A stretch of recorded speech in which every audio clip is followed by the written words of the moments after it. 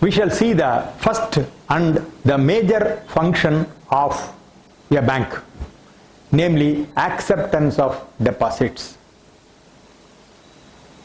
Acceptance of deposit is the soul of banking.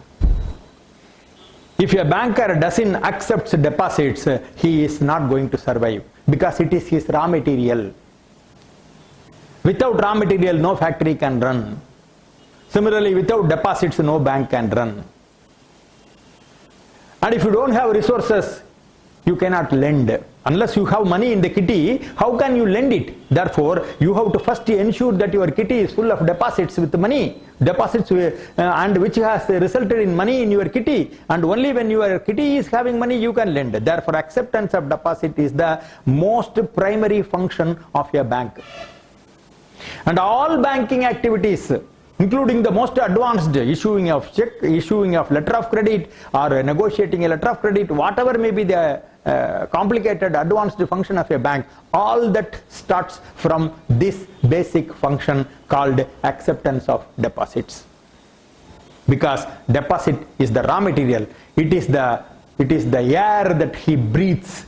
Without air, just like human beings cannot live, like that without deposits, a banker cannot live. Therefore, acceptance of deposit is the most primary and the first function of a bank. What are the deposits that a banker takes? The deposits that a banker takes can be basically classified into time deposits and demand deposits.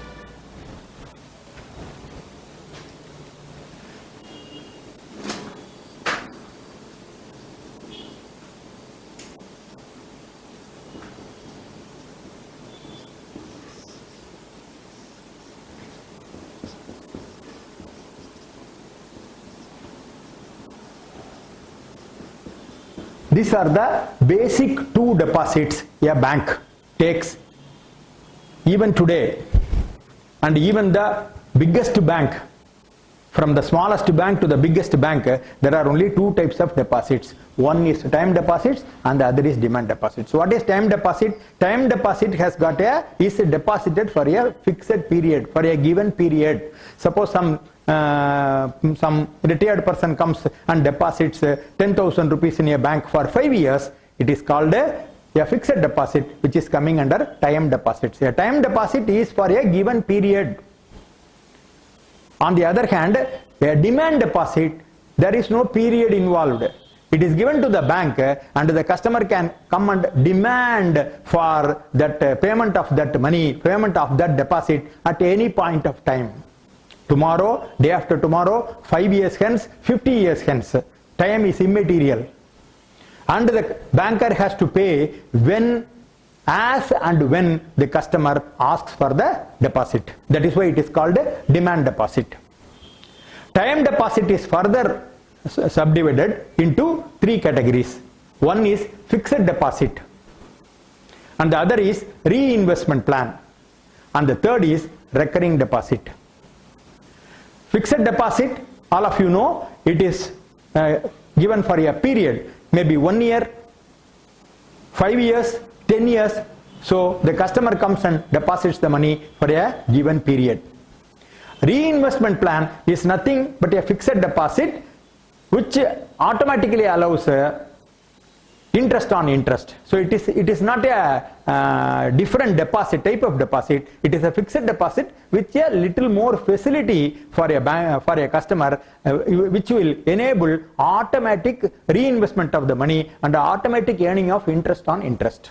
The third deposit is recurring deposit. Recurring deposit is normally used for the middle class people and all, and they save money for a given purpose. Somebody wants to buy a car for 5 lakhs, every month he saves 10,000 rupees, that is called a recurring deposit. So these are the three variants of time deposits. Coming to demand deposits, there are 3 deposits under demand deposits. One is savings bank, which is the deposit which a lot of middle class people use. They want to save money for their future. They want to save money for their domestic expenses.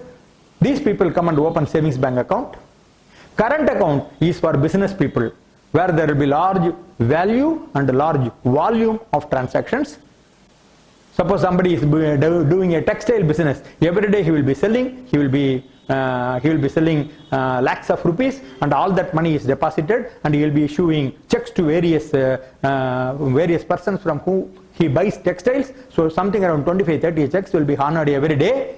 Lot of transactions will be there. For them, we open a current account. And then third deposit, which is classified under demand deposit, is called overdue deposit. What is this overdue deposit? Overdue deposit is nothing. When a fixed deposit matures for payment and is not paid. For example, I had deposited 1 lakh in a bank for 5 years before. That deposit matures today. So till yesterday it was a fixed deposit, because the bank knows on what day the deposit is repayable. It is 5 years hence or various time periods. But the moment it matures for payment, that is today, from today onwards I can go to the bank and ask for my deposit any point of time. Therefore it becomes a demand deposit. The character of the deposit after the due date becomes a demand deposit. Therefore, a fixed deposit which is overdue, not only a fixed deposit, it may be a reinvestment plan or a recurring deposit, any time deposit which has become due for payment and has become overdue, that deposit automatically is transferred to demand deposits. Therefore, we have, in acceptance of deposits, basically there are only 2 deposits. One is called the time deposits and the other is called demand deposits. Any bank can accept only these deposits. There is no third type of deposit. Under time deposits we have 3 categories, namely fixed deposit, reinvestment plan and recurring deposits. Under demand deposits we have 3 categories: savings bank, current account and overdue deposits. Now it will be interesting for you to know, banks have come up with a new innovation by creating an amphibious creature. That amphibious deposit, or this amphibious creature called a deposit, is sometimes time deposits, sometimes demand deposit. What is that? This is called, this innovation was first pioneered by Citibank, and then now followed by most other banks. Almost all other banks have this type of deposit. The Citibank called it as unfixed deposit. What is this deposit? This deposit, you will have a savings bank account or a current account, and also a fixed deposit. So in savings bank account, you will stipulate a period, and you will stipulate an amount. So any deposit above 10 lakhs will be automatically transferred to fixed deposit. And suppose there is a check comes and the money in the savings bank account is not sufficient, then the fixed deposit will be automatically closed and then transferred to the savings bank account to enable the check to be passed. So this deposit is a 2-in-1 deposit. This is this is very beautifully called by Citibank as unfixed deposit, because a portion of the deposit is fixed, and when it is whenever the money is swept into the fixed deposit, and when it is swept back, it becomes a savings bank deposits. We shall see, although even this amphibious deposit called unfixed deposit in detail. So primarily there are only demand deposits and time deposits, and some we have created of late, due to an innovation, we have created a new creature of deposit called unfixed deposits or 2-in-1 deposit, where this deposit is, for sometimes it is fixed deposits, for some time it is demand deposit. We shall see all these 3 types of deposits in detail.